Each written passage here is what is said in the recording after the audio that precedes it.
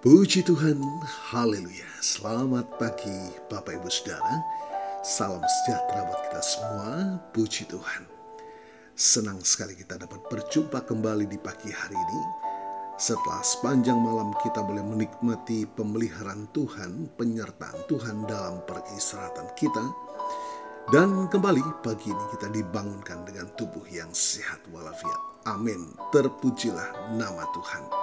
Walaupun mungkin ada di antara kita yang sedang menjalani perawatan kesehatan, baik di rumah ataupun hospital, tetapi yakinlah kasih dan kuasa-Nya yang tidak pernah berubah sedang memulihkan, menyembuhkan saudara. Amin, dalam nama Tuhan Yesus. Puji Tuhan. Baik Bapak Ibu Saudara, mari pagi hari ini sebelum kita akan menjalani seluruh aktivitas kita mau datang kepada Tuhan. Kita mau memberi makan jiwa dan roh kita dengan makanan yang sesungguhnya. Firman Tuhan berkata, Injil adalah kekuatan Allah yang menyelamatkan setiap yang percaya. Itulah sebabnya kita sangat membutuhkan firman Tuhan yang menuntun langkah hidup kita agar kita dimampukan menjalani sisa kehidupan ini senantiasa dalam perkenanan kepada Tuhan. Puji Tuhan. Baik Bapak Ibu Saudara, mari kembali kita akan membaca firman Tuhan, merenungkan firman Tuhan dalam satu tema, pilihan di persimpangan jalan. Puji Tuhan. Bapak Ibu Saudara, hidup ini adalah serangkaian pilihan. Setiap hari kita dihadapkan pada persimpangan jalan, keputusan besar maupun kecil yang akan membentuk masa depan kita. Ada pilihan yang membawa kita lebih dekat kepada Tuhan, ada pula yang menarik kita menjauh. Kisah yang akan kita renungkan hari ini adalah sebuah peringatan keras tentang pentingnya pilihan dan konsekuensinya, khususnya pilihan untuk melihat ke belakang. Kita akan belajar dari sebuah kisah tragis dalam Alkitab, kisah tentang istri Lot yang pada akhirnya menjadi tiang garam. Apa yang bisa kita pelajari dari kisahnya? Mengapa peringatan ini relevan bagi kita hari ini? Bapak Ibu Saudara, kisah istri Lot terdapat dalam kitab Kejadian. Mari kita akan baca dalam Kejadian 19 ayat 26. Tetapi istri Lot menoleh ke belakang lalu menjadi tiang garam. Sederhana namun penuh makna. Apa yang menyebabkan ia menjadi tiang garam? Mari kita akan melihat. Yang pertama, jangan berpaling dari panggilan Tuhan.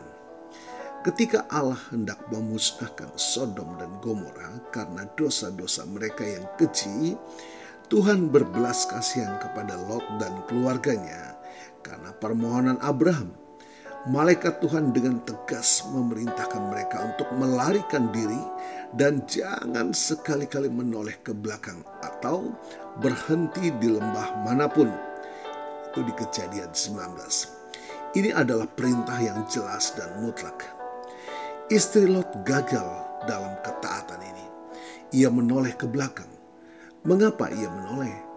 Mungkin karena harta bendanya yang ia tinggalkan di Sodom. Mungkin karena kenangan-kenangan manis atau bahkan pahit yang mengikatnya dengan kehidupan lama di kota yang segera hancur itu. Apapun alasannya, hatinya masih terpaut pada dunia yang akan dimusnahkan Tuhan. Pelajaran bagi kita, ketika Tuhan memanggil kita untuk keluar dari gaya hidup lama, dari dosa atau dari zona nyaman kita, ketaatan kita haruslah mutlak. Ada hal-hal yang harus kita tinggalkan sepenuhnya. Jangan sampai ada sisa hati yang masih terpaut pada hal-hal yang tidak sesuai dengan kehendak Tuhan. Panggilan Tuhan membutuhkan respon yang tidak setengah-setengah. Yang kedua, bahaya hati yang mendua. Yesus sendiri memperingatkan tentang hal ini dalam Lukas 17 ayat 32. Ingatlah akan istri Lot. Mengapa Yesus menekankan peringatan ini? Karena kisah istri Lot menggambarkan bahaya dari hati yang mendua. Ia fisiknya bergerak maju meninggalkan Sodom, tetapi hatinya masih tertinggal di sana. Hatinya terbagi antara keselamatan yang ia tawarkan, yang Tuhan tawarkan, dan daya tarik dunia yang akan segera binasa. Prioritasnya keliru. Ia lebih mengutamakan apa yang ia tinggalkan daripada keselamatan dan masa depan yang Tuhan janjikan.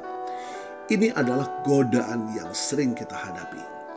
Apakah kita memprioritaskan kekayaan, kesenangan dunia, atau pengakuan manusia di atas kerajaan Allah? Hati yang mendua akan selalu menyeret kita kembali ke hal-hal yang seharusnya kita tinggalkan. Yesus berkata, tidak ada seorang pun yang dapat mengabdi kepada dua tuan. Matius 6 ayat 24. Yang ketiga, Bapak Ibu Saudara, konsekuensi dari penolakan anugerah. Transformasi istri Lot menjadi tiang garam adalah sebuah penghakiman ilahi.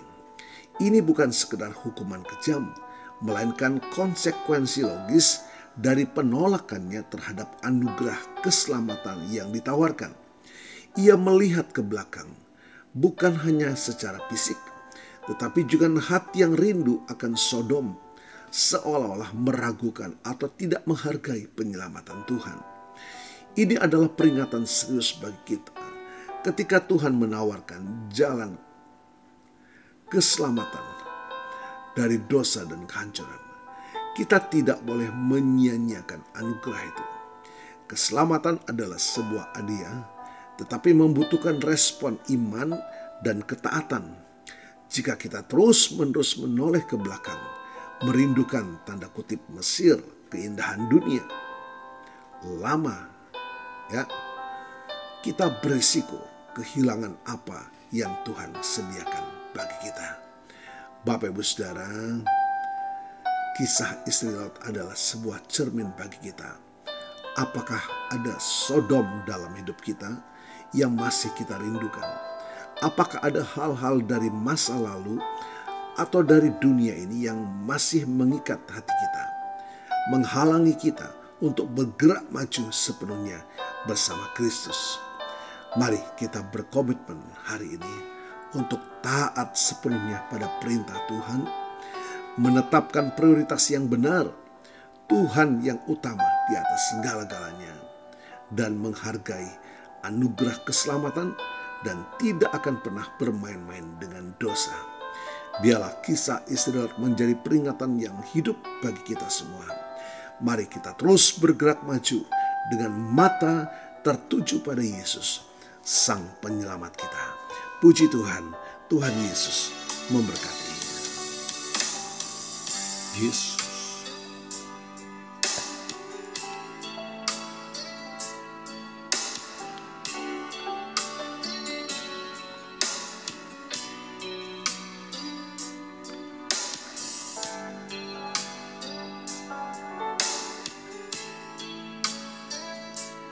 Dan pengharapan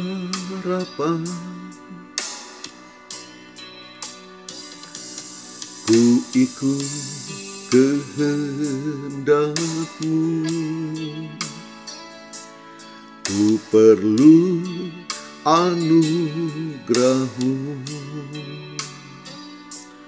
ku nyatakan janjiku kepadamu.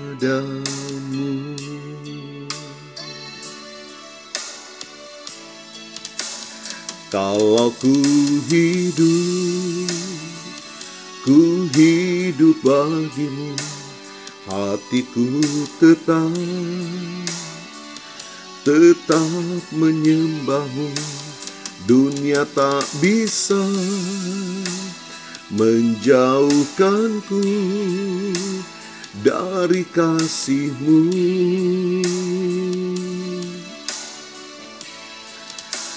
Selama ku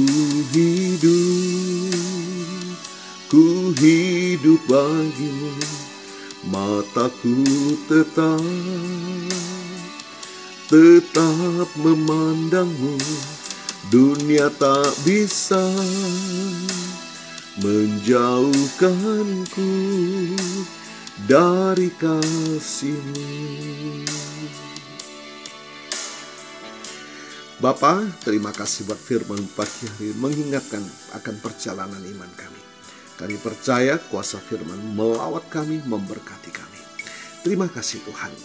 Kiranya berkat anugerah Tuhan tercurah bagi Bapak Ibu Saudara yang berulang tahun hari ini, baik ulang tahun kelahiran maupun ulang tahun pernikahan dalam rumah tangga saudara. Diberkatilah dalam nama Tuhan Yesus. Puji Tuhan, mari kita mohonkan berkat bagi kita semua. Tuhan memberkatimu dan melindungimu. Tuhan menyinari engkau dengan wajah-Nya dan memberikan engkau kasih karunia. Tuhan menghadapkan wajah-Nya kepadamu dan memberikan engkau damai sejahtera. Bapak Ibu Saudara, terimalah berkat Tuhan atas seluruh hidupmu. Terimalah berkat Tuhan atas rumah tanggamu. Terimalah berkat Tuhan atas usaha, dagang, dan pekerjaanmu. Terimalah berkat Tuhan atas pendidikan dan masa depanmu. Dan terimalah berkat Tuhan atas iman, ibadah, dan pelayananmu kepada Tuhan. Diberkatilah engkau berlimpah-limpah, baik jasmani dan rohani, hari ini sepanjang masa, sampai Tuhan Yesus datang kembali, di dalam berkat nama Tuhan Yesus Kristus. Haleluya, haleluya. Amin. Puji Tuhan. Bapak Ibu Saudara, selamat pagi, selamat beraktivitas. Tuhan Yesus memberkati.